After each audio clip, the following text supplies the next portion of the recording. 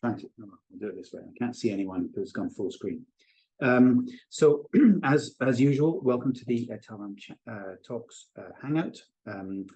We do this once a month or so, really just sort of literally hang out here and get a chance to chat to you about what's going on and a couple of things that are happening behind the scenes, and mainly to answer your questions. So if you have questions, put them in the chat, put them in the Telraam Talks, we'll see them. If you're watching us afterwards, put them in the community, we'll see them. But since there's not that many people here tonight, I'm sure we'll be able to deal with it if you just want to interrupt and ask. A couple of quick things tonight. One is something I would like to tell you about, which is a new group I'm setting up called Community Pitch Group. And then we have a demo of some of the new graphs that are coming soon to those of you who have pro subscriptions on your Telraam devices. Whether you're maybe in a group, a network, or you've paid for it, just see what it is that's going to be coming, and then we'll just chat about questions at the end. So unless anyone has any questions before I start, I can't see your hands, so you could interrupt quickly if you do. Okay, cool. So this group I've set up, I set it up just before I went away on holiday, so I haven't had a chance to do anything yet, so this is my first chance to really talk about it. We, as Telraam, obviously want to support campaigners who are getting started with traffic counts in their local area, who don't yet necessarily have the support of their local authorities or campaign groups. That's why we offer the personal option on the device, which doesn't have the pro subscription, but it gives you a chance to start collecting data, and you don't have to have all the other costs of running a device or a premium device. That is all subsidized. We understand that, but what we have maybe not done enough of, we'd like to do more of, is actually supporting those people who actually raise the funds or to raise the awareness of Telraam to in order to get the support that we need to have a network, maybe get someone else to pay for the device for them. So I was talking to Stefan here in the UK, living up north, who would like to get his parish council to install, I think it was about 5 devices in a village in the north of England, and he needed some documentation to use to present. So what I did was, rather than send him what we would give as a presentation, which maybe is a bit in depth about us, is to help coordinate a conversation that he could have with the parish council or whoever he was talking to, and from that, if they're interested, maybe send it back to me at Telraam or to the office. And so I have started this draft, but I feel like there's probably a lot more we could do this that answers a lot more questions that you as individual campaigners have. So I'm looking to set up a group and a conversation on Telraam Talks where we can first of all have a peer support group. So anyone who has questions, who is doing this and needs some answer some questions, we're more than happy to answer it. We can do it, and others who've done this before can answer it. Some of this might not want to be public, so we can keep it in this group. To collaborate on a presentation template, which is what you can see here. It starts this, which lets define the problem and how to present it. And maybe if you don't have the Pro dashboard, to interact with us to see what additional maybe data insights we can give you from your, if you have S2 devices or S2 device, other S2 devices, we can give you some of that to support your arguments. So that is something I am setting up, and if anyone wants to join us, all you need to do is, if you're not already a member, join Telraam Talks, go to the groups, so that groups button, and you'll see one called Community Pitch Support. If you join that, you then see this group called Pitching, which will appear on your thread, but it's not visible unless you're actually a member. And if you are, then join us and say hello and have those conversations. That's it, really. There's not much there at the moment. There is a draft presentation if anyone wants to look at it already, and it'll be shared in that group so we can start collaborating and improving it. And that's it. So probably, Marco, this could be of interest for you. I know you're already advanced in this discussion with your local authority, but yeah, the things you're how to say, running up against are similar from what we hear from other people, and I think it's a good group to, well, to share what's the best way to tackle some of the, yeah, how to say, issues, or convincing local authorities to work with Telraam. So okay, yeah, go ahead, Rob. No, it's fine. I can't see any because this has gone maximized on my main screen. And I don't want to stop it for you. So I'll wait for you to give me the go ahead to change the screen. I think you can. I think you can move to the second point and demonstrate a bit of the cool stuff which is coming out now soon, which is coming soon. So the premium data, and then we can have an open discussion with the presentation out of the way. So, but first some nice teasers. Over to you, Rob. Okay, is it not showing at the moment? Yeah, it is. It is. We can see it. Okay. Okay, so we have in the back end, we already have these screens which are new, more detailed insights into the kind of dashboards that you're already used to on the current user dashboard.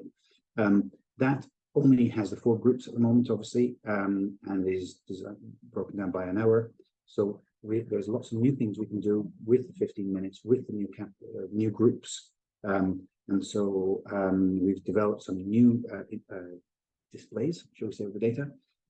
This one is a first example. You'll see here, as well as having the 15-minute data available, it's mapped in a way that you can actually compare that 15-minute with the typical data with the range, the average range as well. So you can see for a particular day, particular 15-minute, how that compares to what was expected. This is obviously the one for pedestrians. We've got the same thing for the other 4 groups already, whether it's the 2-wheelers, cars, or heavy vehicles. You can see some of those in that thing on the side there. This, I think, was my device beginning of September. You can see pedestrians have gone down, everyone's hiding, they've had enough. They've gone back to the office, lots more cars, and return of the heavy vehicles. But this is a good way of getting insights on your 15-minute data, which just gives an additional level of insight at a glance for your data. As well as the 15-minute data,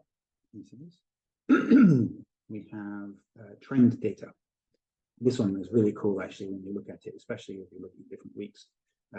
So at the top there, for each of the main categories, you've got heat maps, which show the average, well, this one's the monthly average one, you can have different versions of it, the hours of the day at the bottom, and the different weeks to show you the strength of traffic, and just a different way of displaying trends of data.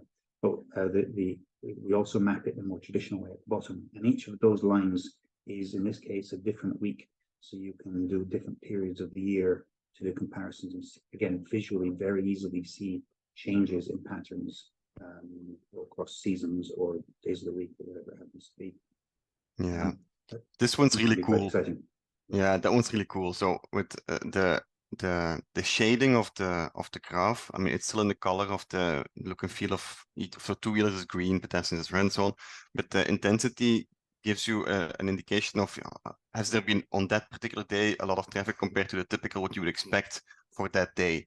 And the typical can actually be different. So it could be typical for the monthly average because you want to compare how a week might be different within the same month.